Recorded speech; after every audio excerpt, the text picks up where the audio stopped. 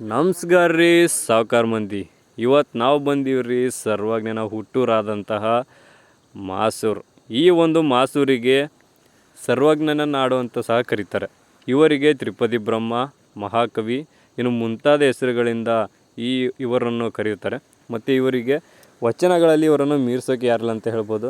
ಇವರ ಒಂದೊಂದು ವಚನಗಳು ಕೂಡ ಜೀವನದಲ್ಲಿ ಅಳವಡಿಸ್ಕೊಂಡ್ರೆ ಸುಮಾರು ರೀತಿಯ ಅನುಕೂಲತೆಗಳಿದೆ ಅಂತಂದು ಹೇಳ್ಬೋದು.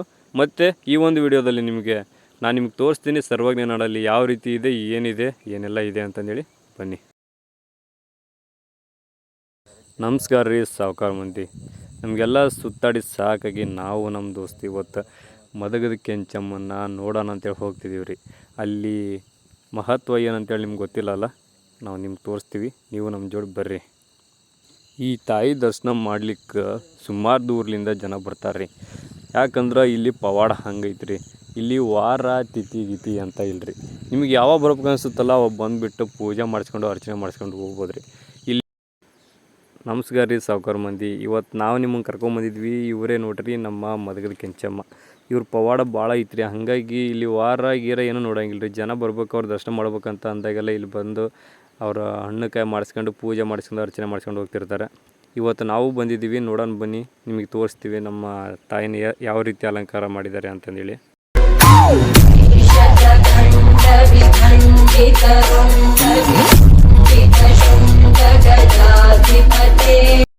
ಕೊನೆಗೂ ಆ ತಾಯಿಯ ದರ್ಶನ ಆಯಿತು ಸ್ನೇಹಿತರೆ.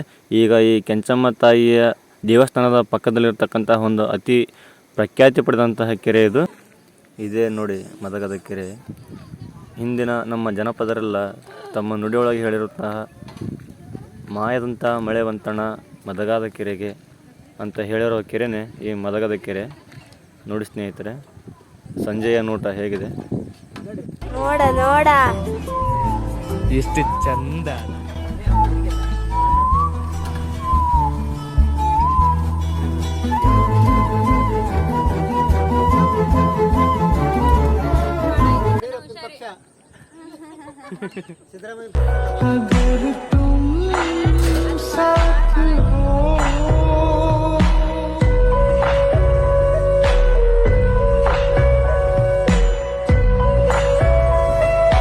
ಇಷ್ಟೊತ್ತ ನೀವು ಪ್ರಖ್ಯಾತಿ ಹೊಂದಿದಂತಹ ಕೆರೆಯನ್ನು ನೋಡಿದ್ರಿ.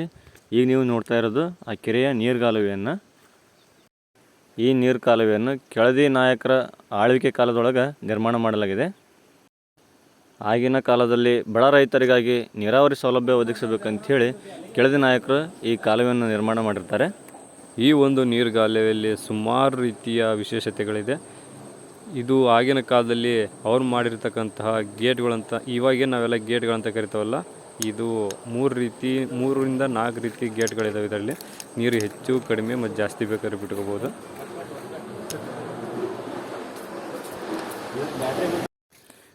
ಇಲ್ಲಿ ನೋಡಿ, ಈ ಒಂದು ಜಾಗ ಏನು ನೋಡೋಂತಿರಲ್ಲ ನೀವು.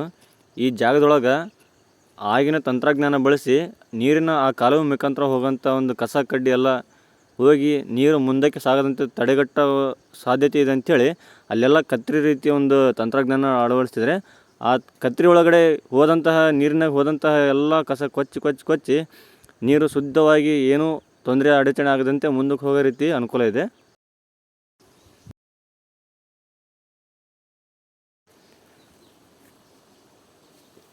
ನೀವು ಈಗೇನು ನೋಡ್ತಾ ಇದ್ದಾರಲ್ಲ 1882 ಇಸ್ವಿ ಅಂಥೇಳಿ, ಈ 1882ನೇ ಇಸ್ವಿಗಿಂತ ಮೊದಲು ಈ ನೀರಿನ ಹರಿವಿನ ಮಟ್ಟನ ಅಳತೆ ಮಾಡಿಲ್ಲ. ಆದರೆ 1882 ಜುಲೈ ತಿಂಗಳಿಂದ ಈ ನೀರಿನ ಹರಿವನ್ನು ಅಳತೆ ಮಾಡ್ತಾ ಬಂದಿದ್ದಾರೆ. 1882 ನಂತರ 2007ನೇ ಇಸ್ವಿಯಲ್ಲಿ ಮಾಡಿದಂಥ ಒಂದು ಫ್ಲಡ್ ಲೆವೆಲ್ ಇದು. ನಂತರ ಮಾಡಿದಂಥ ಫ್ಲಡ್ ಲೆವೆಲ್ ಅಂದರೆ 2015 ಒಂದು ಸತಿ ಈ ಫ್ಲಡ್ ಲೆವೆಲನ್ನು ಅಳತೆ ಮಾಡಲಾಗಿದೆ. ಇದು ನೋಡಿ ಫ್ರೆಂಡ್ಸ್, ಇಷ್ಟೊತ್ತ ನೀವು ನೋಡಿದ್ದು ಹಳೆಯ ಕಾಲುವೆ ಒಂದು ನಿರ್ಮಾಣ. ಇದು ಹೊಸದಾಗಿ ಸ್ವಲ್ಪ ಮುಂದ್ಗಡೆ ಹಾಗೆ ಬೆಳೆಸಿದ್ದಾರೆ. ಇಲ್ಲಿ ನೋಡಿ, ಕಸ ಈ ರೀತಿ ನೀರಿನಾಗ ಕಸ ಏನು ಬರ್ತದಲ್ಲ, ಆಗಲೇ ಹೇಳಿದ್ನಲ್ಲ ಬ್ಲೇಡ್ ಅಂತೇಳಿ ಕತ್ರಿ, ಇಂತಹ ಕಸನೆಲ್ಲ ಕೊಚ್ಚಿ ನೀರನ್ನು ಶುದ್ಧ ಮಾಡಿ ಕಾಲುವೆ ಮುಖಾಂತರ ಕಳಿಸ್ತದೆ.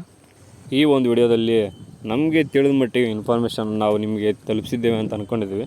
ಆದರೆ ಇದಕ್ಕಿಂತ ಹೆಚ್ಚಿಗೆ ಇನ್ಫಾರ್ಮೇಷನ್ ಇದ್ರ ಬಗ್ಗೆ ಮಾಹಿತಿ ನಿಮ್ಗೆ ಏನಾದರೂ ಗೊತ್ತಿದ್ದರೆ ನಮಗೆ ಕಮೆಂಟ್ ಮಾಡಿ ಸಜೆಷನ್ ಕೊಡಿರಿ. ನಾವು ಕೂಡ ಇನ್ನೊಂದು ವಿಡಿಯೋದಲ್ಲಿ ಮತ್ತೆ ಇದಕ್ಕಿಂತ ಹೆಚ್ಚಿಗೆ ಚಲೋತ್ನಂಗೆ ನಿಮ್ಗೆ ಒಂದು ಮಾಹಿತಿಯನ್ನು ದೊರಕಿಸ್ಕೊಡೋಕೆ ನಾವು ಪ್ರಯತ್ನ ಪಡ್ತೀವಿ. ಇಷ್ಟು ಹೇಳಿ ಈ ಒಂದು ವಿಡಿಯೋನ ಇಲ್ಲಿಗೆ ಮುಗಿಸೋಣ ಅಂತ ಅಂದ್ಕೊಂಡಿದ್ದೀವಿ. ಮತ್ತೆ ಫ್ರೆಂಡ್ಸ್ ನೆಕ್ಸ್ಟ್ ವಿಡಿಯೋದಲ್ಲಿ ಸಿಗೋಣ. Thank you so much. Bye. Love you all.